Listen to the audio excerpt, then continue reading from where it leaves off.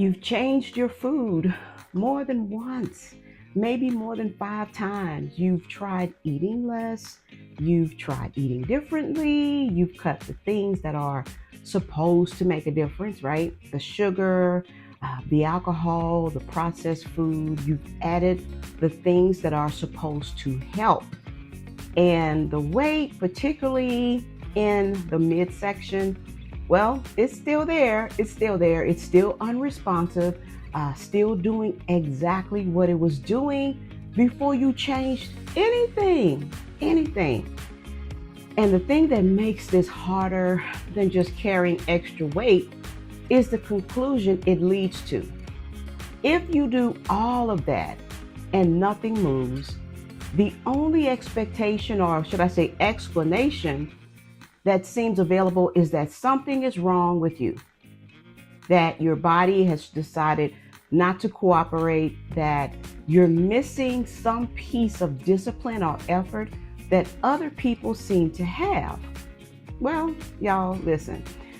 Today, I want to give you a different explanation, not a more comfortable one, a more accurate one, okay? Because what is happening in your body right now has a mechanism, it has a name, okay? And it has nothing to do with how hard you are trying. Welcome everybody to Wind Down Wednesday. I am Miriam and I'm glad you're here. Most of the nutritional advice that exists for weight management, y'all, is built on one assumption, that the body responds to caloric input and output in a linear, okay, predictable way. Eat less, move more. Create a deficit, the body responds. Well, that model is not wrong. It just describes a body that is not running a survival signal. Listen, in perimenopause, menopause, as estrogen declines, your body loses one of its primary cortisol regulators. Cortisol rises, not because of stress, not because of anything you did, because the hormonal buffer that kept it in check is no longer present at the same level, okay? And when cortisol is chronically elevated, the body does something very specific. It holds fat. Not because of calories, because of a signal. A signal. Cortisol is a survival hormone. Its biological job is to ensure the body has enough fuel available during a perceived threat, okay? It does this by releasing glucose into the bloodstream, energy on demand.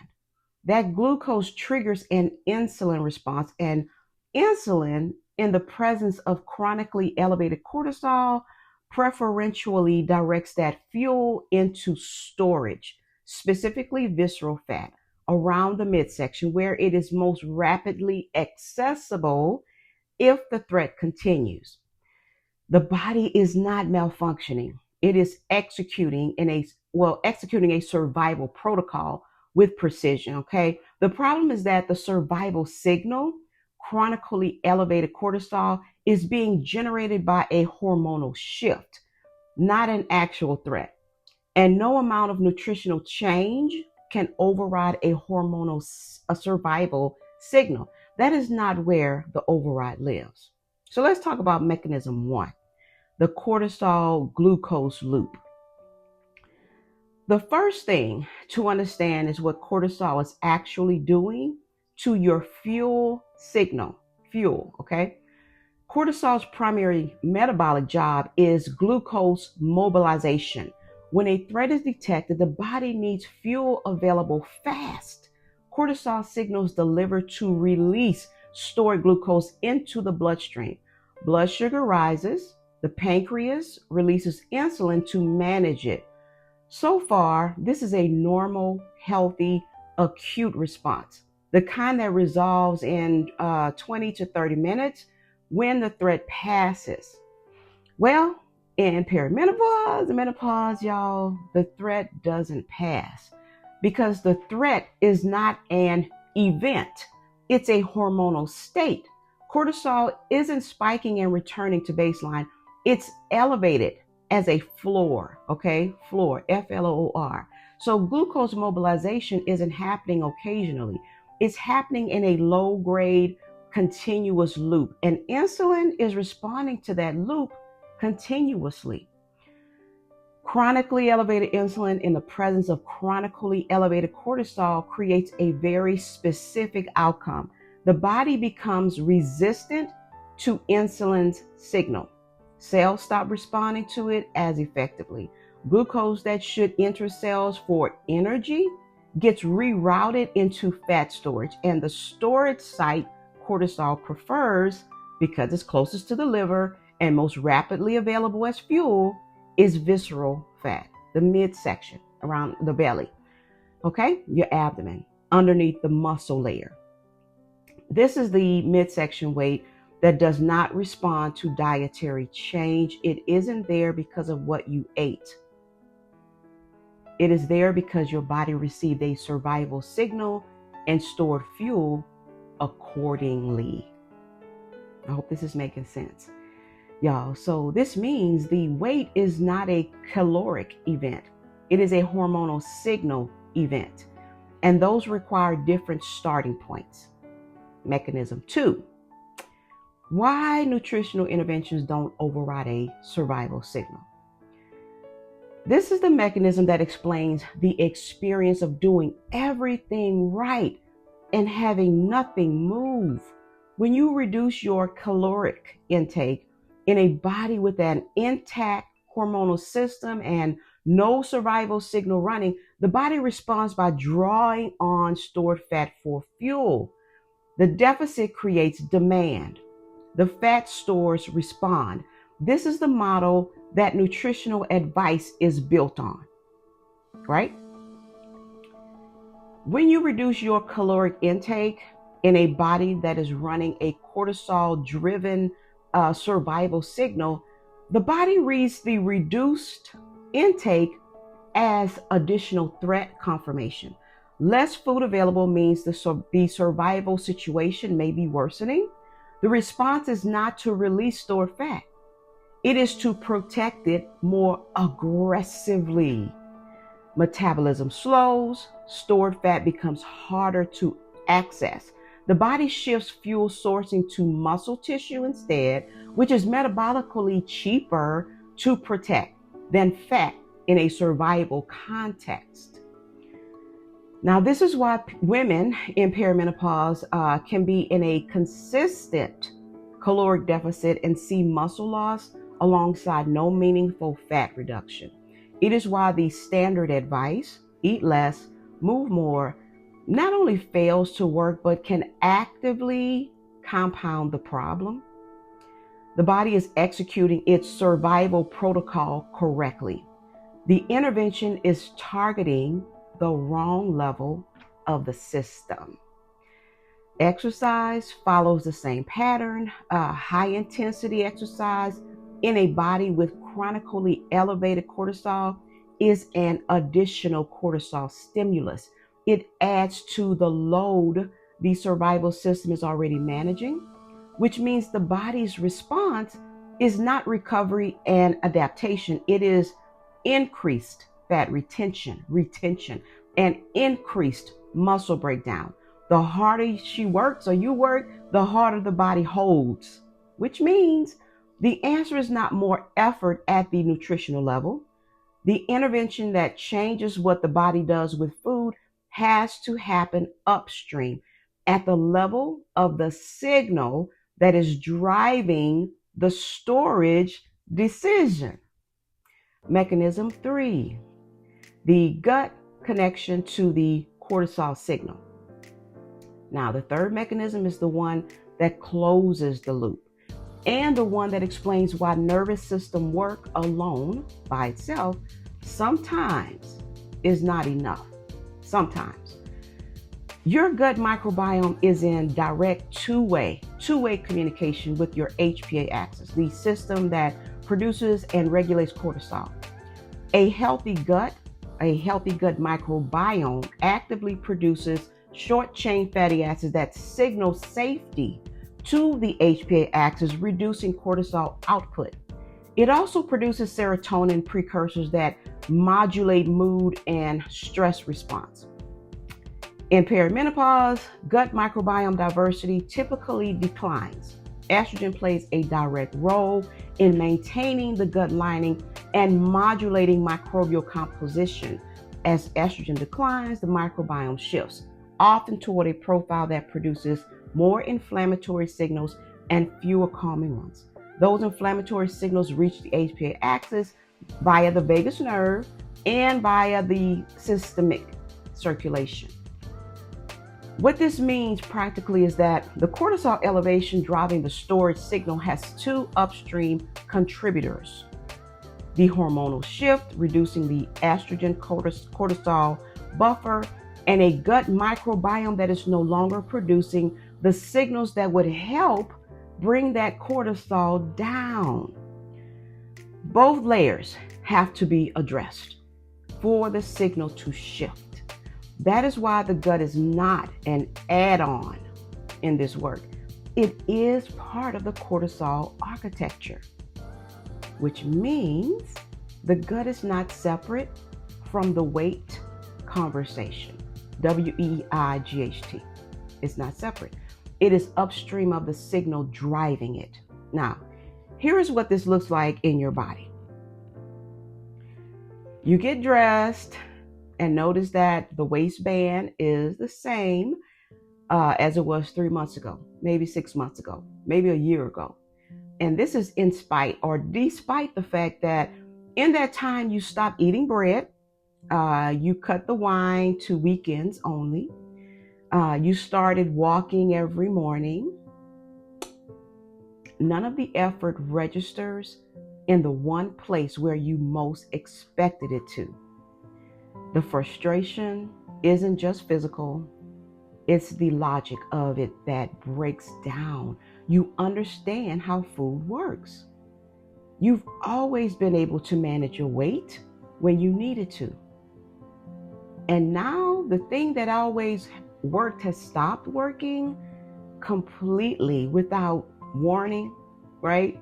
At the exact time in your life when you were already managing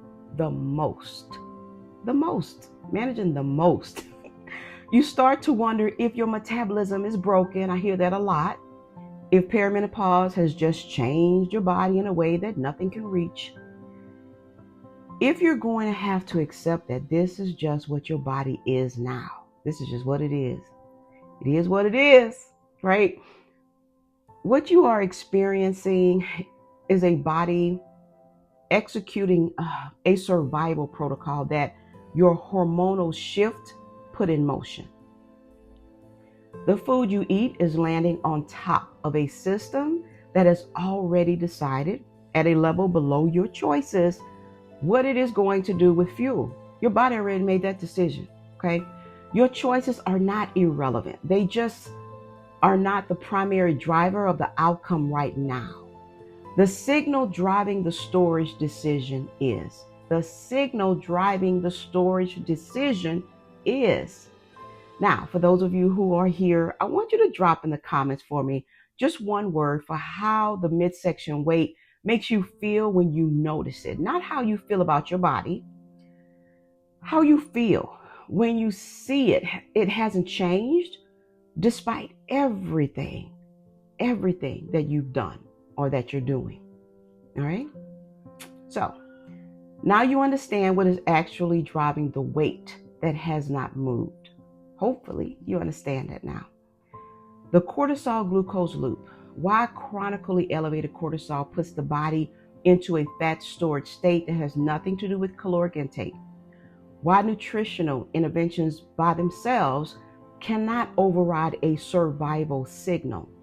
And why the gut microbiome is part of the cortisol architecture. It is not a separate part. It is not separate from it. That is the what and the why, what I just gave you. The how, the specific sequence for shifting the cortisol signal, restoring the gut hormone axis, and creating the conditions where the nutritional work you're already doing can actually land is where the work gets archetype specific. The cortisol insulin loop runs differently in a cortisol wired pattern than it does in a thyroid slowed one. Okay. The gut intervention that is the correct starting point for an insulin inflamed pattern is not the starting point for an estrobolome disrupted pattern.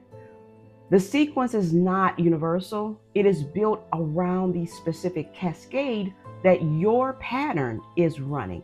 Your pattern, okay? Now, this is what we build inside of my Done With You protocol build. Your sequence across all three axes in the order your archetype requires.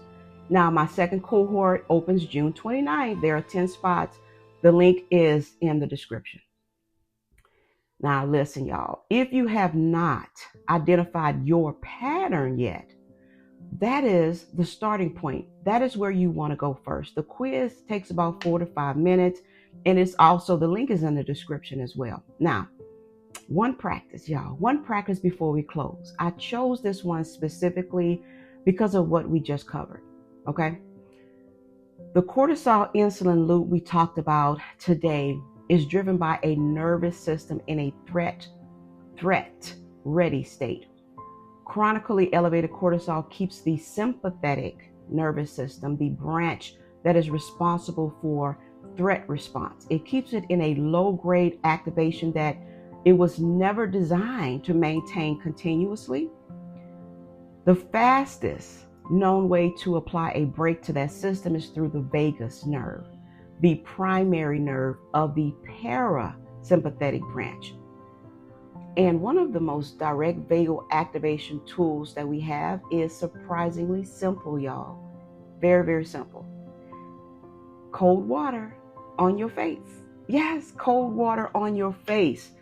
This is the mammalian dive reflex. The mammalian, like mammal, mammalian dive reflex. When cold water contacts the face, particularly around the eyes, the nose, and the forehead, the body activates an automatic involuntary response. Heart rate slows, the vagus nerve fires, and the parasympathetic branch engages. This is not a small effect. It is a structural shift in nervous system state that is measurable within like 30 seconds, okay? So before you go to sleep today, tonight, y'all, or you can do it right now if you want to, I want you to fill a bowl, or you can do this in your sink with cold water, as cold as your tap runs. And I want you to submerge your face for 15 to 30 seconds. Or if that feels like too much, just splash cold water over your face and hold a cold cloth across your eyes and your forehead for about 30 seconds. That's it. That's it. That is a vagal activation event. One of the most direct ways you can manually shift the nervous system state that is running the cortisol signal that we discussed today. Okay? That's it, y'all. Real simple, real easy things that we can do. Well, that is our Wind Down Wednesday for today, y'all. I want to tell you, though, that next Wednesday, we're going to go one level deeper. The anxiety that arrived out of nowhere. What progesterone decline is actually doing to your nervous system at night. Why it isn't a mental health event, and what the 3 a.m. feeling is telling you about where your protocol needs to start.